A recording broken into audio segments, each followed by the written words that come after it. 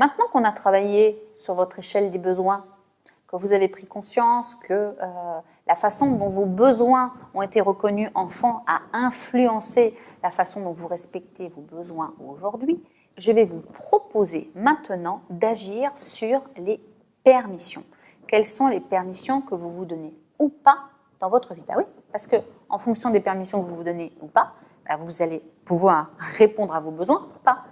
Permission, ce que j'appelle un ou pas, c'est toutes les barrières que vous vous mettez et qui vous empêchent de répondre à vos besoins pour des principes moraux, pour des autorisations que vous n'avez pas forcément eues enfant et que vous n'avez pas pris conscience que vous pouviez vous donner en tant qu'adulte. Alors, on va évaluer. Je fais apparaître ici la roue des permissions sur mon écran. Je vais un tout petit peu le réduire pour que vous puissiez pleinement le voir. Donc, vous voyez apparaître ici votre roue des permissions. Il s'agit d'une estimation intuitive qui vous donne un portrait de vous vu par vous-même aujourd'hui dans vos permissions. Donc, je vais vous demander de colorier en fait les tranches, je les montre ici, correspondantes qui sont là en fonction de la façon dont vous avez le sentiment de vous donner des permissions. Il y a en fait quatre familles qui sont représentées. Moi avec moi-même, moi et mes émotions, moi et le monde et moi et les autres. Donc, pareil, sur une échelle de 0 à 10, dans chaque item que vous voyez ici, je vais vous demander maintenant de colorier les tranches correspondantes selon vos permissions de façon à faire apparaître une forme radar. Quelle est, par exemple, on va prendre la colère, quelle est la permission que je me donne d'être en colère sur une échelle de 0 à 10? Alors vous allez me dire d'ailleurs, mais enfin c'est bizarre Christelle, la permission que je me donne d'être en colère, c'est une question que je ne me suis jamais posée.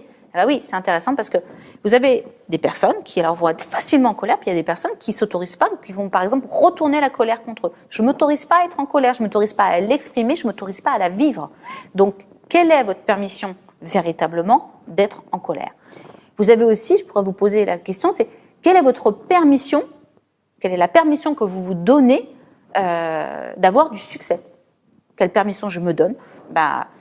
Aujourd'hui, peut-être que vous ne vous autorisez pas à vous donner une permission d'être dans le succès. Et obligatoirement, comme vous ne donnez pas la permission, vous ne risquez pas d'y aller. On est d'accord? Je vais vous demander donc de répondre à chaque item ici. Et on se retrouve juste après que vous ayez réalisé cette grille radar comme vous faites habituellement. C'est-à-dire, hop, vous mettez les points. Mais là, par contre, je vais vous demander vraiment de colorier les tranches correspondantes à la façon dont vous avez le sentiment que sont ces permissions. Et vous allez voir en effet un radar apparaître. Maintenant que vous avez réalisé votre roue des permissions, je vais demander qu'est-ce que vous observez. Est-ce que vous avez le sentiment que cette roue des permissions, elle est équilibrée? Est-ce qu'elle vous convient? Est-ce qu'il y a des choses qui vous surprennent lorsque vous regardez votre roue? Est-ce que vous avez le sentiment qu'il y a des familles de permissions qui sont plus disponibles que d'autres? Par exemple, peut-être que vous avez le sentiment qu'aujourd'hui, la famille de permissions que vous arrivez à vous donner, c'est peut-être par exemple vous et les autres ou vous et le monde, mais par contre la permission de vous et vos émotions, elle n'est pas du tout disponible. Ou que la permission de vous avec vous-même, pareil, elle est un peu déséquilibrée.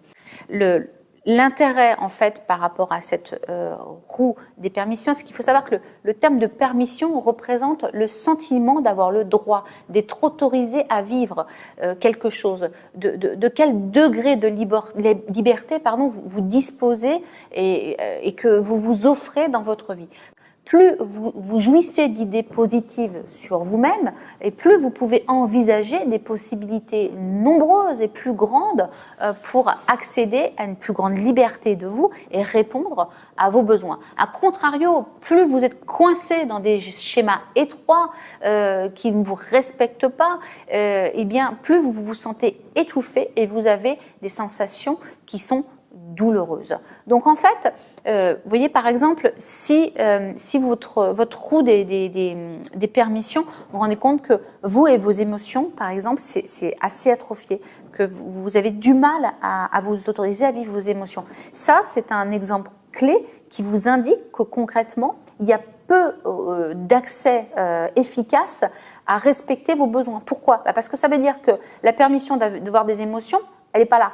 Et s'il n'y a pas d'accès à vos émotions, il n'y a pas de grille concrète de lecture qui vous permet de répondre à vos besoins. Je rappelle que c'est par les émotions, l'accès aux émotions, que vous pourrez savoir quelles sont la réalité de vos besoins. S'il n'y a pas d'accès à vos émotions, eh bien, vous allez répondre à éviter des peurs, répondre à des besoins, à des croyances de besoins, à saisir des opportunités, mais qui ne sont pas forcément vos besoins profonds. Ou alors, vous allez répondre à des devoirs, ou alors à votre histoire de vie, à votre héritage du passé, mais ce ne sont pas vos vrais besoins. Donc, il est très, très important d'agir sur la notion de votre centre émotionnel. Pareil, si vous voyez qu'il est atrophié ici, ça veut dire qu'il va y avoir une nécessité de travailler sur votre intelligence émotionnelle, sur la libération de vos émotions.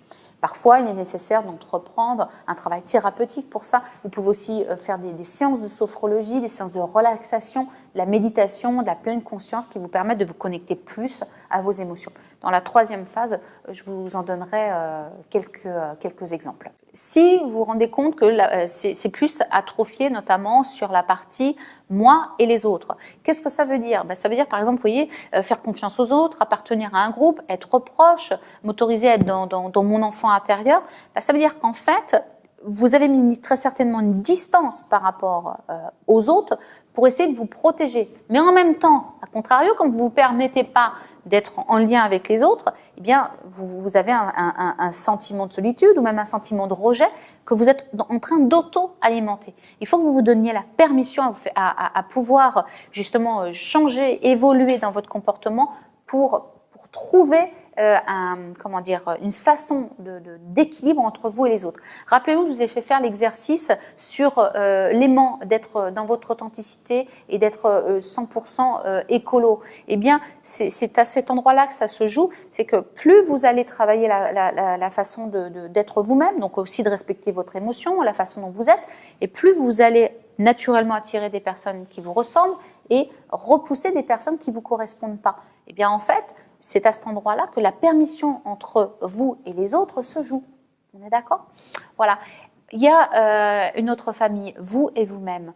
Eh bien, alors là, c'est plus une connexion d'être en lien, alors avec le cœur bien sûr, mais aussi avec le corps. C'est prendre conscience qu'à un moment donné, vous existez, vous êtes en santé, et comment j'existe vis-à-vis de moi-même.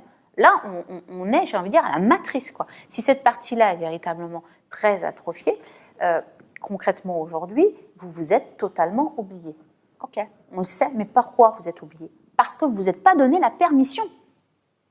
On est bien d'accord, c'est que ce qui vous empêche et ce qui vous a peut-être aussi amené dans le burn-out, c'est que comme il n'y a pas la permission de prendre soin de vous, des besoins du corps, eh bien, obligatoirement, vous ne vous autorisez pas à dire que vous pouvez mettre des limites. Donc là, il va falloir prendre conscience qu'il va falloir en mettre, redonner des règles du jeu, parce que sinon vous êtes hors jeu. Et qui mieux que vous peut mettre les règles du jeu? Pourquoi on met des règles du jeu dans la vie? On met des règles du jeu pour jouer ensemble.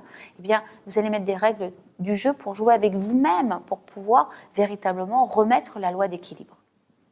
La dernière famille, moi et le monde, alors c'est souvent celle qui est la moins atrophiée, surtout quand on est candidat au burn-out. Pourquoi? Parce que, en règle générale, vous mettez la permission à être dans le fait de penser, de savoir, d'essayer de grandir. Par contre, comme vous êtes atrophié de l'autre côté, il y a des mécanismes de compensation et du fois, l'endroit où parfois vous donnez pas de permission, c'est plus sur la notion de vous autoriser au succès. Mais en règle générale, cette partie-là, lorsqu'on est des candidats au burn-out, elle est moins, moins atrophiée, moins dans le manque de permission. En page 51, je vous ai remis justement ces 4 familles de permission et je vais vous demander pour chaque famille de vous poser les questions suivantes. Pour les permissions entre vous et vous-même, à quel point avez-vous un sentiment solide de votre identité, de votre droit d'être au monde? Ces permissions composent une part des croyances sur vous-même et des barrières ou pas qui vont avec. Alors, Quelles sont justement vos croyances sur vous-même? Les permissions, moi et mes émotions. Dans quelle mesure avez-vous le droit de vous sentir triste, effrayé, en colère, joyeux? C'est fou de se poser cette question-là. Dans quelle mesure vous avez le droit? Normalement, on devrait tous avoir le droit. Mais peut-être qu'à un moment donné, ça a été perturbé. Pour toutes les émotions, vous pouvez appliquer une graduation. Savoir ce que vous ressentez, savoir nommer ce ressenti, savoir pourquoi vous le ressentez, pouvoir l'exprimer, le montrer et le laisser passer. C'est très important. Les permissions, moi et les autres. Vous sentez-vous en sécurité avec les autres? Vous laissez-vous pénétrer dans votre sphère intime? Vous autorisez-vous à être fragile ou vulnérable auprès des autres? Ces permissions composent en fait une part des croyances sur les autres que vous avez érigées depuis votre enfance. Donc, quelles sont vos croyances sur les autres? Pareil là, écrivez-le, prenez un temps d'observation pour le noter sur la page 51 ou directement dans votre carnet de métamorphose. Troisième permission, les permissions moi et le monde. Quelle place occupez-vous dans le monde extérieur en qualité d'adulte, en tant que professionnel? Ces permissions, elles composent une part des croyances sur la vie que vous avez. Quelles sont vos croyances sur la vie? Pareil, prenez une pause et écrivez-le. Qu'observez-vous? Je propose maintenant la pause introspective à chaud suite à cet exercice d'auto-coaching. À nouveau, sur 3 niveaux, le ressenti, les pensées, quelle est la prise de conscience et quel est le mot inspirant que vous avez envie de laisser s'exprimer, quel est l'essentiel à retenir par rapport à cet exercice. Vous prenez dans votre guide en page 52 et vous pouvez répondre à ces 3 questions et le résumer par le mot inspirant.